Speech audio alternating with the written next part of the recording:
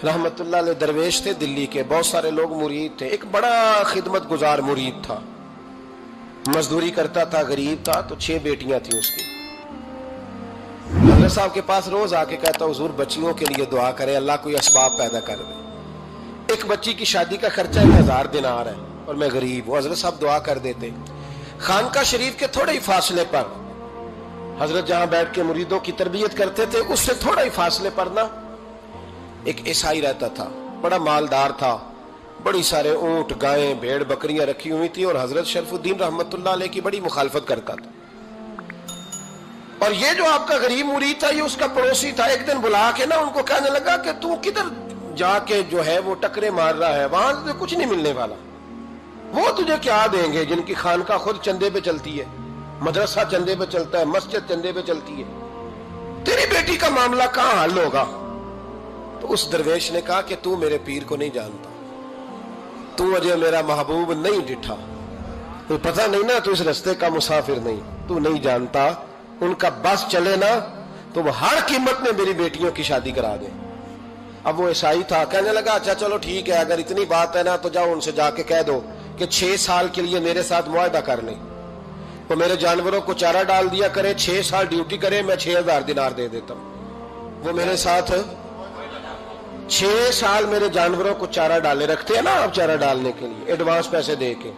अब तो लोग उन्हें भी गुलाम ही बना लेते हैं, बड़ी थोड़ी तनख्वाह देते हैं, जुल्म करते हैं, पूरा मुआवजा नहीं देते।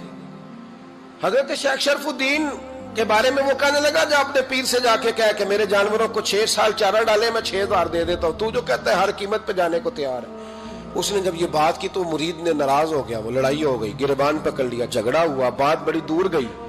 इस तरह की बात करता मेरे हजरत के बारे में, तेरे जैसे कई मैं वहां काम पे रखा दूं। जब वो बड़ी बहस हुई, बात मोहल्ले में, इलाके में फैल गई, दुनिया ने सुन ली, तो शेख शरफुद्दीन तक भी पहुंच गई। इस तरह झगड़ा हुआ है। लोग सो गए इशा की नमाज के बाद। हजरत साहब ने ना सर पे कपड़ा लिया, उस ईसाई के दरवाजे पे दस्तक दी, वो बाहर आया, फरमाने लगे लोग तो सोच समझ के मुलाजम रखते हैं, तूने भी तो सोच ही लिया होगा, तभी तो मुझे ऑफर की है।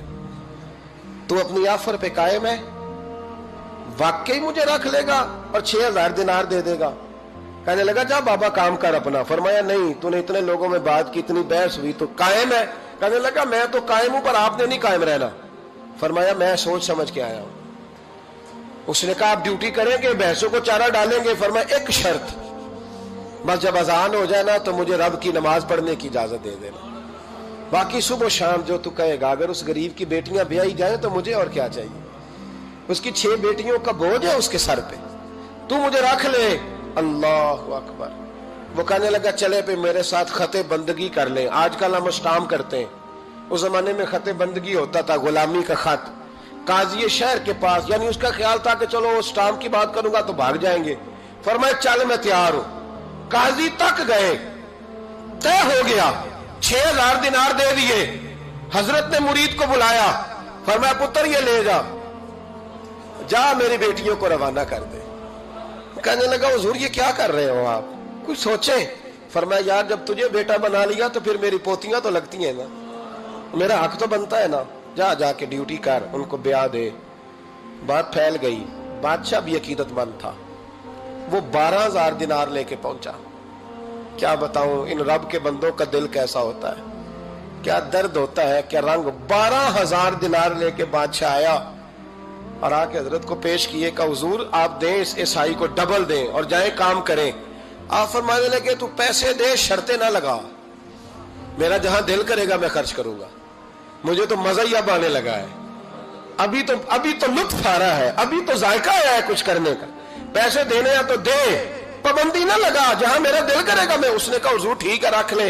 हजरत ने फजर मस्जिद में पढ़ी, जेब में 12000 दिनार थे, ऐलान फरमाया भी किसी और की बेटी भी बैठी है तो पैसे मेरे पास है। वो 12000 दिनार भी बांट दिया, और 12000 दिनार बांट के ना तो फिर चले गए खेत में चारा काटने। उस ईसाई को किसी ने बतलाया कि उनके पास तो 12000 आया है, पर तुझसे जान नहीं छुड़ाई उन्होंने। कि वादा ये हुआ था कि 6 देंगे तो जाएंगे, जब तक देंगे नहीं तेरे घर में काम करेंगे। वो ना चारा काट रहे थे, हजरत साहब तो वहां पहुंच गया, दूर जाके खड़ा हो गया, कहने लगा बाबा پہلے تو میں نے مسلمانوں کے اخلاق سنے تھے، اب تو میں نے دیکھ بھی لیے، پر یہ بتا جب 12,000 آیا تھا جان کیوں نہیں چھڑائی؟ تو حضرت چارہ کاٹتے کاٹتے رو پڑے، فرمانے لگے تو نہیں نہ جانتا یہ بیٹیاں سانجھی ہوتی ہیں، پتہ نہیں نا؟ میرے رسول پاک نے تو حاتم تائی کی بیٹی کے سر پہ کپڑا رکھ کے کہا تھا بیٹیاں برابر ہوتی ہیں، تو یہ نہیں پتا جب اس کی 6 بیٹیوں کی شادی ہوئی ہے میرے اندر روحانیت کتنی بڑی ہے۔ فرمایا پھر 12,000 آیا ہے تو 2-4 بچیاں پھر گئی ہیں، تجھے نہیں پتا میں اندر سے راضی کتنا ہوں، میں تیری نوکری کرتا رہوں گا، پتہ نہیں اللہ کتنی بیٹیوں کو بیاہ دے گا۔ اتنا رویا وہ عیسائی کے پیروں میں بیٹھ گیا، کہنے لگا بابا میں نے تیری مخالفت کی ہے پر تیرے قریب آ کے پتہ چلا ہے کہ تو بہت اونچے اخلاق کا مالک ہے، اور اگر تیرا یہ مقام ہے تو تجھے اخلاق سکھانے والے محمد عربی کی شان کتنی ہوگی۔ ظالم کی بولیے جاتے نہیں لوگ جھوٹے گواہ بن کے، وکیل صاحب کو نہیں پتا ہوتا کہ یہ بندہ مجرم ہے جو میرے پاس آیا، کیا مجرموں کے وکیل نہیں ہوتے؟ بولے تو اس کو پتہ نہیں ہوتا وکیل صاحب کو کہ یہ صاحب مجرم ہے، میرے پاس مقدمہ لے کے آئے، اور اگر بے ادبی نہ ہو جائے تو میرا خیال ہے قاضی عدالت کو بھی پتا ہوتا ہے کہ مجرم کون ہے اور مظلوم۔ میرے نبی پاک صلی اللہ علیہ وسلم نے اس قدر زیادہ سختی فرمائی اس مسئلے میں، فرمایا جس کو پتا تھا کہ فلاں آدمی ظالم ہے، ظلم کر رہا، پھر وہ ظالم کا گواہ بنا یا اس نے ظالم کی مدد کی، کتنی کی؟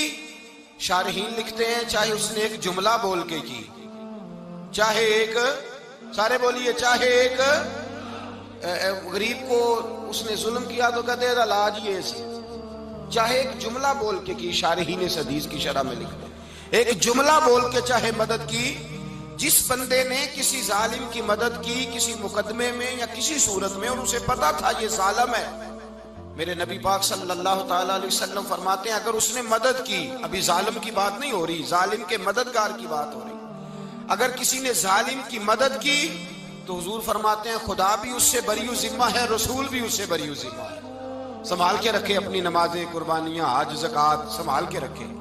اگر ظالموں کا مددگار ہے، الیکشن آ لینے دے، آپ کو نظر آ جائے گا کون کون ظالموں کا مددگار ہے، نظر آ جائے گا۔ اپنی جیب سے لوگ پیسے دے کے ظالموں کی مدد کریں گے، ان کے فلیکس چھپوائیں گے، بورڈ لگوائیں گے، جیبوں سے پیسے دے کے۔ ہم نے خود آگ لگائی ہے چمن میں اپنے، بے سبب گردشی ایام کو الزام نہ دو، ہم نے خود نور کا ظلمت سے کیا ہے سودا، کر کے توہین سحر شام کو الزام نہ دو۔ ظالموں کے مددگار میدان میں آ گئے، یہ چھوٹا لفظ نہیں، میرے حبیب پاک صلی اللہ علیہ وسلم نے فرمایا جو ظالم کا مددگار ہے سن لے جو سجن کے ساتھ کچہری جاتا ہے، وہ یاد رکھے جو دوست کا گواہ بنتا ہے، وہ یاد رکھے جو کہتا ہے میں مانگی گیا تھا، مجھے بلایا گیا تھا قبضہ چھڑانے کے لیے کسی غریب بیوہ کی جائیداد پہ، وہ سن لے تو مدد کر کے نہیں آیا، تو خدا کے ذمے سے نکل گیا ہے۔ رسول پاک نے فرمایا تیرا میرا تعلق ختم ہو گیا، تو ظالم کا مددگار ہو گیا، پھر تو کہتا میں بے چین ہوں، میں بے قرار ہوں، میں آزمائش کا شکار ہوں، پلٹ کے دیکھ تو صحیح تیرا گناہ کتنا بڑا ہے۔ میرے نبی پاک صلی اللہ علیہ وسلم کا ایک اور فرمان سن لیں، ابن ماجہ ابو داؤد میں موجود ہے، اس حدیث کو آپ نے یاد کر لینا ہے، کر لیں گے انشاءاللہ، سارے کہیے انشاءاللہ، کر لیں گے یاد۔ حضور صلی اللہ علیہ وسلم نے فرمایا اگر تو ظالم کی مدد کرے گا نا، یہ لفظ دل کی تختی پہ لکھ لینا، یہ مکافات عمل ہے، مکافات عمل دنیا، ادھر کرو گے تو ادھر بھرو گے۔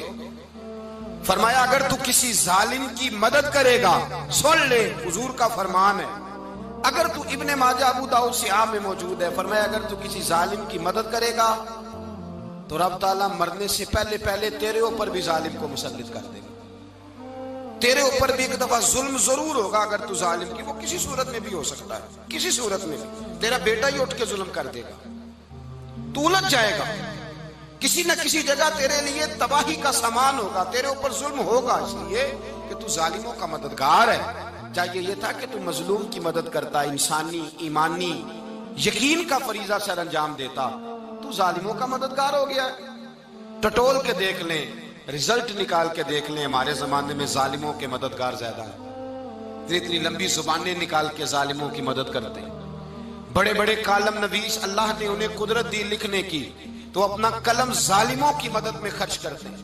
وہ لوگ جن کو اللہ تبارک و تعالیٰ نے قدرت دی، ہمت دی، طاقت دی، کچھ لوگ ان کے حلقہ احباب میں، وہ اپنے لوگوں کو استعمال کر کے ظالموں کی مدد کرتے ہیں، ظالموں کی مدد کرتے ہیں۔ میرے نبی کریم سید عالم نور مجسم صلی اللہ علیہ وسلم نے فرمایا، اگر تو نے ظالم کی مدد کی تو جب تک تو توبہ نہیں کرے گا رب تجھ سے ناراض ہی رہے گا۔ اللہ تجھ سے، او بھائی جس سے رب بھی ناراض ہو گیا، نہ کھانا نہ پینا نہ سونا نہ جاگنا نہ نیند، پھر تیری ہر چیز تیرے لیے آزمائش ہو جائے گی، پھر تیرا سایہ بھی تیرے لیے خوف کا سامان بنے گا، پھر زندگی جیتی جاگتی لاش بن جائے گی، تو اپنے کندھوں پر اپنی میت اٹھائے پھرے گا جب تو ظالم کا مددگار ہوگا۔ اور نبی پاک صلی اللہ علیہ وسلم نے فرمایا ظالموں کا مددگار بھی ظالم ہوتا ہے، ظالموں کا مددگار بھی، سارے بولے ظالموں کا مددگار بھی نہیں، کو نہیں، آپ سارے نہیں بولے، ایک دفعہ بولے ظالموں کا مددگار بھی، پکی بات ہے، ظالموں کا مددگار بھی۔ اللہ اکبر، جس کا یارانہ ہو، جس کا دوستانہ ہو، جو کہے میں نے نا اس کو اوکھے ویلے کے لیے ظالم کو یاد رکھا ہوا ہے۔ کبھی مشکل میں رکھے نہیں ہوئے لوگوں نے ظالم دوست، کہتے میں نے رکھے ہوئے ہیں، بلکہ ہمارے دیہات میں تو کہتے ہیں میں نے بازو بنائے ہوئے ہیں۔ کس کو بازو بنا لیا؟ ظالم بھی کبھی بازو ہوتا ہے، جو ظلم کی تلوار لیے میدان میں کھڑا ہے۔ قارون، حامان، فرعون، نمرود کا حال نہیں لوگوں نے دیکھا؟ اپنے زمانے میں آپ نے کتنے لوگ نہیں دیکھے جن کے سائے سے، آواز سے لوگ کانپتے تھے؟ پھر پولیس کی گاڑیوں میں وہ اس طرح مردہ پڑے کہ دنیا نے تماشا دیکھا ان کا۔ یہ رنگ ہم نے دیکھے نہیں اپنے آنکھوں سے۔ فرمایا ظالم کا مددگار بھی، جو کار میں بٹھا کے لے کے گیا وہ بھی ظالم، جس نے چائے پلائی وہ بھی، جس شخص نے کھانا کھلایا وہ بھی، جو کچہری تک ساتھ گیا وہ بھی، جس نے فلیکس کے نیچے، بڑے شرابی کے نیچے چھوٹی اپنی فوٹو لگائی وہ بھی، جو ووٹ کی پرچی ڈالنے گیا وہ بھی۔ کہہ دینا باہر نکل کے کہ حضرت صاحب نے سیاسی تقریر کی ہے، کہہ دینا، پر بات تو سچی ہے نا۔ خوگرے حمد سے تھوڑا سا گلا بھی سن لے، خوگرے حمد سے تھوڑا سا بھی گلا۔ امام مالک کے پاس ایک بندہ آیا، اس نے کہا حضور میں درزی ہوں، ایک ظالم بادشاہ مجھ سے کپڑے سلواتا ہے، میں تو ظالموں کا مددگار نہیں نا۔ ایک ظالم بادشاہ مجھ سے، حضور میں تو مددگار نہیں نا ظالموں کا، جو فرمایا ظالموں کا مددگار بھی ظالم ہوتا ہے، تو کپڑے لے کے آتا ہے میں سی کے دے دیتا ہوں، ذمہ داری نہیں۔ یہ ایک آدمی دکاندار ہے، اس سے کوئی بندہ چیز خریدنے آئے گا تو تھوڑی کہے گا میں نے نہیں دینی، تو دے گا۔